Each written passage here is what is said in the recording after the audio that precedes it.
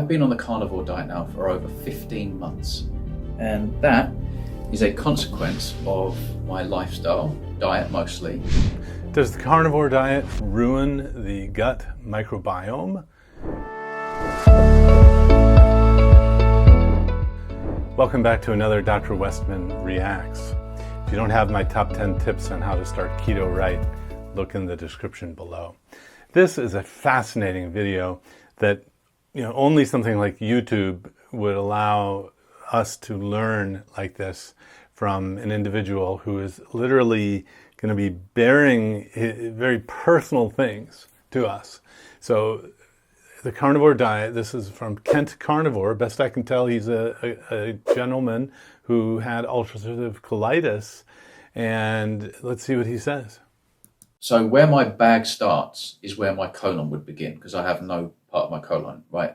So he has a ostomy, a colostomy, where the colon has been removed. And so the intestinal contents come from the small intestine directly into a bag. So that's where he says, where my bag starts is where the colon started. And so he is able to see what he eats coming out into a colostomy, into a bag. This is going to be very interesting. I had an ileostomy surgery. So small intestine attaches to the ileum, comes out into the bag. I've been on the carnivore diet now for over 15 months. And that is a consequence of my lifestyle, diet mostly. Did you see? So that was the ostomy bag. If you don't have a medical background, this may sound kind of weird and bizarre, but these ostomy bags are very common. If you've had any sort of colon removal, then the contents come out from the small intestines and you have to change this bag. And yeah, it can be quite odorous, malodorous, and having him talk about this is going to be fascinating. I always believed that plant foods were really healthy for us and that we actually needed to consume things like fruits and vegetables, whole grains, and just plants in their whole form, right, intact. That way they come with the fiber, and fiber is really important for promoting all-round gut health, so a healthy gut microbiome and regular healthy bowel movements and so on and so forth. I also believe that eating things like red meat was actually a problem and could promote the complete opposite. So it's hard to digest, it's highly inflammatory, it promotes constipation, and we should just moderate it. Be careful how frequently you're consuming things like red meat. Well, I've been on the carnivore diet now for over 15 months, and this right here is nearly 7 years old. And that is a consequence of my lifestyle, diet mostly.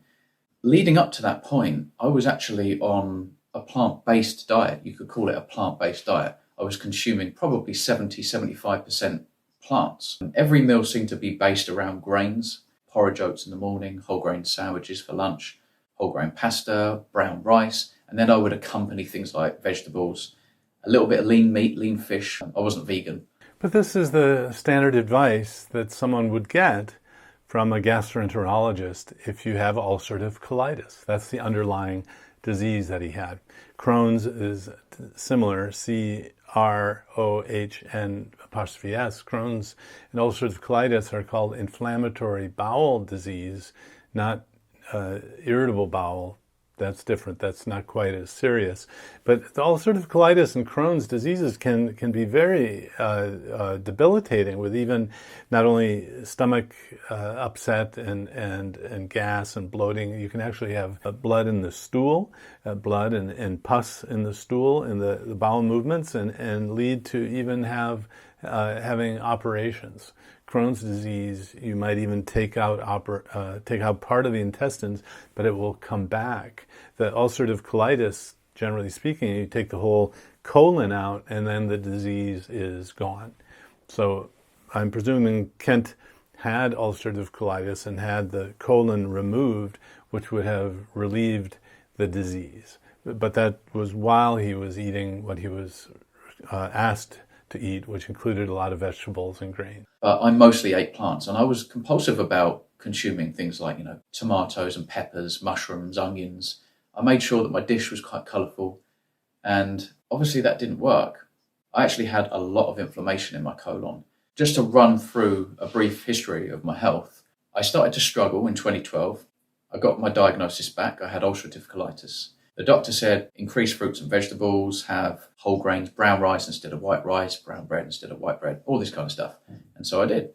It wasn't until 2014 that I was actually now taking medication for my ulcerative colitis because it had actually gotten worse. I wanted to try and fix my problem and at least try and make my life easier, you know.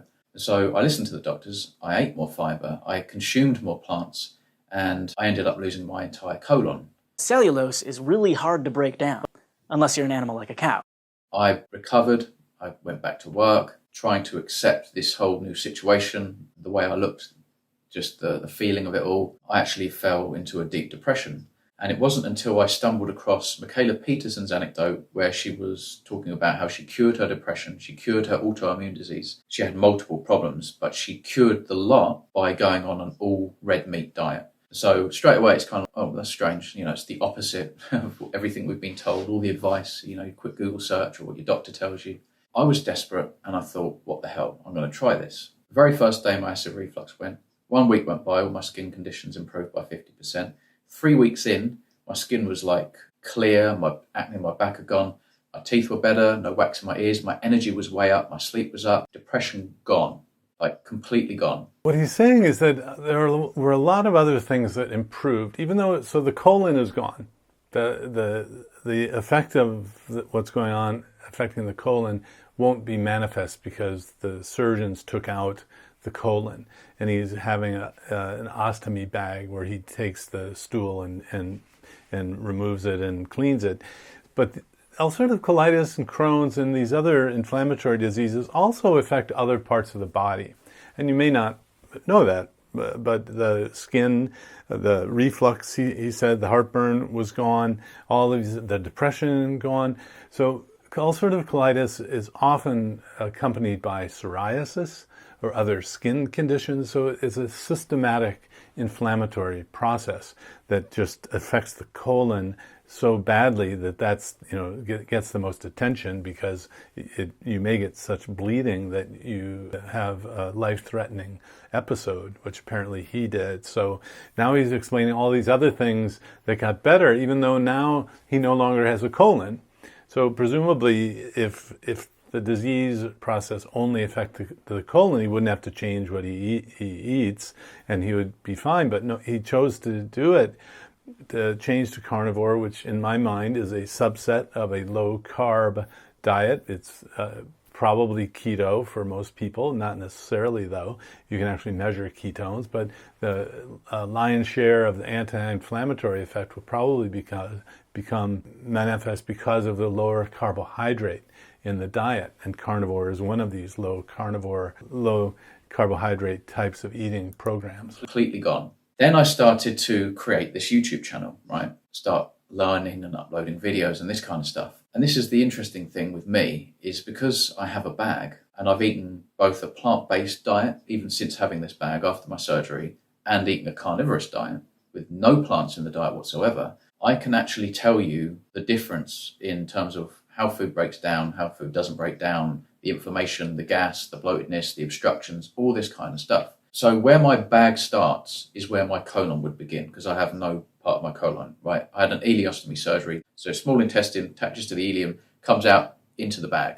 So I can see exactly what state food is in as it would enter my old colon or anyone's colon. In my mind, you know, I thought red meat, that's going to be an issue, right? But think about this for a second. And I know that this is a funny topic, but have you ever found any meat in your stool? Have you ever found a chunk of beef or a piece of bacon or chicken leg, a prawn? It doesn't exist. And I can tell you for a fact that that does not happen because I wear a bag. I can actually see, because I empty this thing multiple times a day. I can feel the bag, you know, no offense to anyone. And I can honestly tell you that all animal products, right, even red meat, they are all broken down entirely within our very acidic stomach acid. Our stomach acid is more acidic than dogs, right? And you see what dogs eat.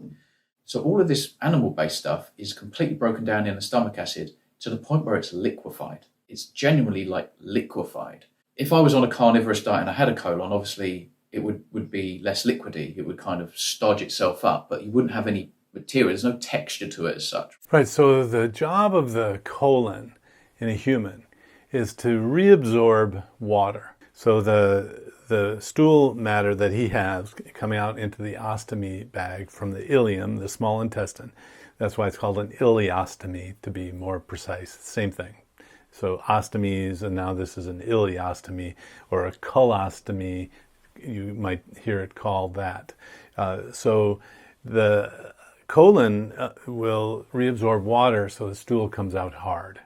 Here, the stool comes out soft and it's runny at times, which is a good kind of indicator. You know, if your colon has reabsorbed all the water from the stool, if you have your colon and the stools come out hard or they're hard to pass, it means that your colon has sucked out all of the water from the stool. So you need to pick up the water, and not just pick up water, pick up the salt as well, because salt helps you hold on to water in your body. So it's just kind of amazing to hear him talk about the stool that's coming out every day. And sure, you could look at your bowel movements, but he is forced to look at what's in the bag and the contents, because he has to remove it, take it to the toilet and clean it, empty it, and then clean it out. So he's seeing this multiple, well, if not every day, multiple times a week. So think about now plants, right? You find plants in your poop. You can actually see, if you just swallowed pieces of sweet corn, carrot and peas and stuff like that, they're still there intact, right? It does not change. And well, again, think of your own life experience. I can remember having corn on the cob. Now it's a long memory ago.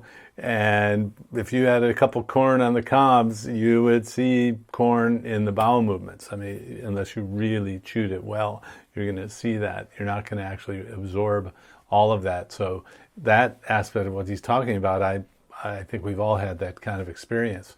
The bowel gas as well. Carbs get turned into gas in the colon, and he probably has very little colon. Well, he has no colon, so he has no gas coming through. I think he mentions that soon in the video. Have a colon, which I did, right? You don't notice this stuff because it's kind of condensed and solidified in your colon. By the time you go to the toilet, you might have a look, I don't know, you flush and it's done. You don't see a lot of what's going on. Plants, that stuff, however you finish chewing it, it doesn't change from that point onwards. Red meat, it's a breeze. Your stomach acid is very efficient at breaking down and liberating all the amino acids, the fatty acids. We then start to uptake those nutrients in the small intestine, and it's very easy on the system. I create very little gas and wind in the bag, right? Doesn't really happen so much. When I was eating plants, my bag filled up with air like I was blowing it up like a balloon. So, wow.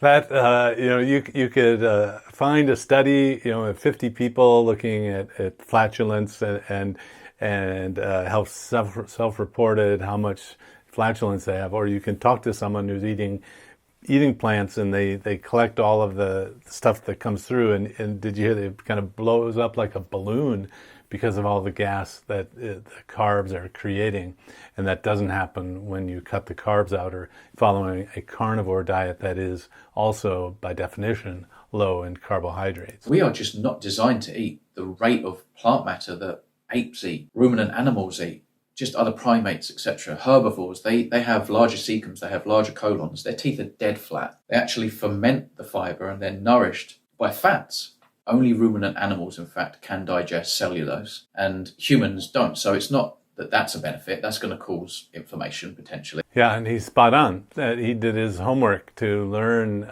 unlike some people who talk about, the gorilla diet, we should be like gorillas. No.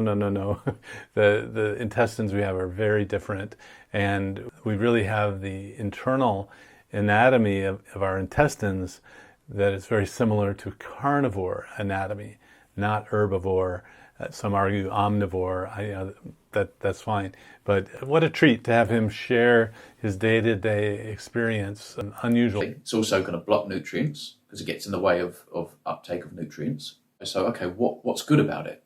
Well, once it's in the gut, the bacteria can feed on the fiber, and then that generates short-chain fatty acids. So that's the benefit, right? We generate short-chain fatty acids, and that promotes gut health and increases healthy biota. Right, cool. Is there another way of getting that benefit? Or is that exclusive to fiber? Well, actually, there is another way of getting that benefit. When you only eat meat or a very sensible ketogenic diet, you're going to be in ketosis. When you are eating lots of fatty acids and amino acids and you don't have any plant material, the bacteria in our gut can feed on those and generate the same beneficial short-chain fatty acids.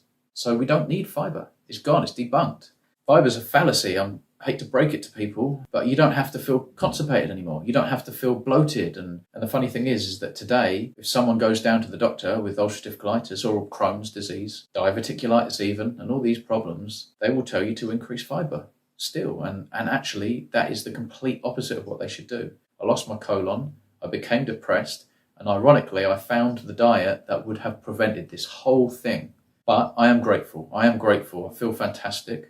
Well, thank you, Kent Carnivore, for sharing his information about what happens with his colostomy and the different diets that he eats. And sadly, he wasn't told about a carnivore diet or low-carb diet before the ulcerative colitis had made him have to have his colon removed. There's a different story where the individual did change his diet, preventing ongoing ulcerative colitis. And that is a really super smart medical student at Harvard. His name is Nick Norwitz. I hope to get him on to interview him, but you can go to Nick Norwitz's YouTube channel, and he has a wonderful video that shows his story of being really sick with ulcerative colitis, changing his diet, and now he's I think he's already has a PhD. Now he's getting an MD and is getting involved in keto research. He's someone to definitely follow as time goes on. That's Dr. Nick. No, not a doctor yet in medical school. Well, he is a PhD doctor. He is a doctor, Dr. Nick Norwitz. A wonderful story about ulcerative colitis being fixed by cutting carbs out of the diet. These are anecdotes. The case series would be the technical term for many anecdotes. I think we would call these credible anecdotes, meaning that people are talking about it. If you called them, they would give you the information. The clinical trials are needed to persuade doctors and health authorities. The reality now, though, is that the medications for ulcerative colitis and Crohn's are so strong, they take away symptoms in most people. But if you have refractory ulcerative colitis or Crohn's, why wouldn't you try something like this? And until there's a study comparing the medicine to the diet change, I don't see medical doctors, GI doctors, or even rheumatologists using these types of drugs being too keen on just changing the diet when they have a drug answer or a way to manage it. Problem is there are side effects from these medications that can occur over time, so you could change your diet and not have those side effects down the road.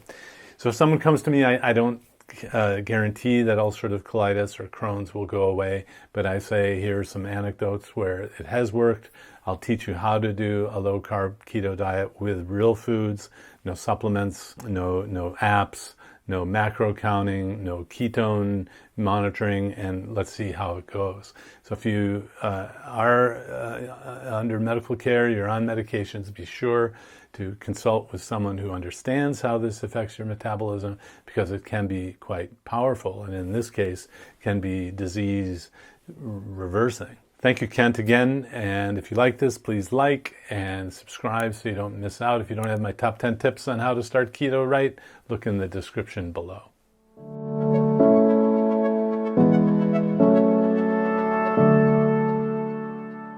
If you enjoyed this video, be sure to like, subscribe, and hit the notification bell, and check out adaptyourlifeacademy.com.